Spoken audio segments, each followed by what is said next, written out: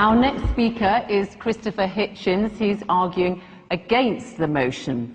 He is a writer, journalist and commentator, particularly well known for his trenchant and views and very original thinking. So, Christopher Hitchens, let us hear what you have to say. Your time starts now. Please make your way to the podium.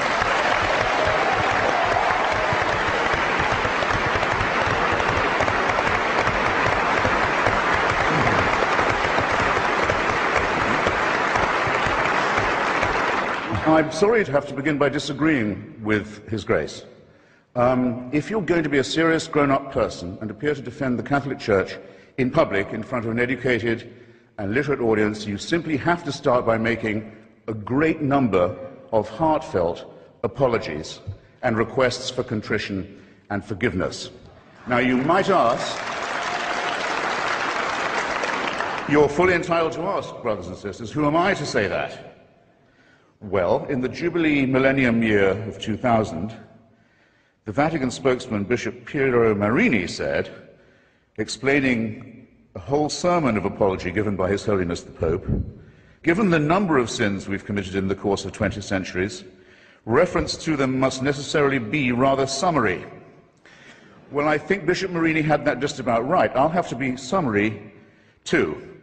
His Holiness on that occasion, it was March the 12th, 2000, if you wish to look it up, begged forgiveness for, among some other things, the Crusades, the Inquisition, the persecution of the Jewish people, injustice towards women, that's half the human race right there, and the forced conversion of indigenous peoples, especially in South America, the African slave trade, the admission that Galileo was right, and for silence during Hitler's final solution, or Shoah. And it doesn't end there. There are smaller but significant, equally significant, avowals of a very bad conscience. These have included regret for the rape and the torture of orphans and other children in church-run schools in almost every country on earth, from Ireland to Australia. These are very serious matters, and they're not to be laughed off by references to the occasional work of Catholic charities. But I draw your attention not just to the apologies, ladies and gentlemen, but to the evasive and euphemistic form that they take. Joseph Ratzinger, the current Pope, considered by some, by Catholics, to be the Vicar of Christ on earth, in his comment, one of the few he's made, on the institutionalization of rape and torture and maltreatment of children in Catholic institutions, he has said, it's a very severe crisis which involves us, he said, in the following: in the need for applying to these victims the most loving pastoral care. Well, I'm sorry. They've already had that. And to say that this is the responsibility laid upon you by the horrific admission that you've already had to make is not accepting responsibility in any adult sense. The same euphemism comes in the term some Christians allowed themselves to be deceived in this way and to act against the gospel. Well, anti-Semitism was preached as an official doctrine of the Church until 1964. Do you think that might have something to do with public opinion in Austria and Bavaria and Poland and Lithuania? There'll come a time when the Church will issue apologies and explanations and half-baked appeals for forgiveness for things it's still doing. I think that there will be an apology for what happened in Rwanda, the most Catholic country in Africa, where priests and nuns and bishops are on trial for inciting from their pulpits and on the church's radio stations and newspapers the massacre of their brothers and sisters.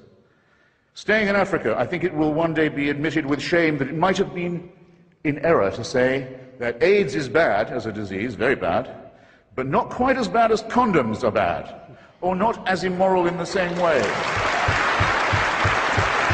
I say it in the presence of His Grace, and I say it to His face. The preachings of His Church are responsible for the death and suffering and misery of millions of His brother and sister Africans, and He should apologize for it. He should show some shame.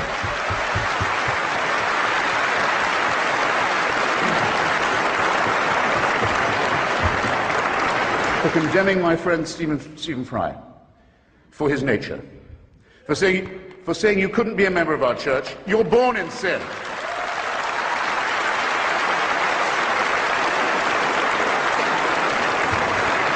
He's not being condemned for what he does, he's being condemned for what he is. You're a child made in the image of God. Oh no, you're not. You're a faggot.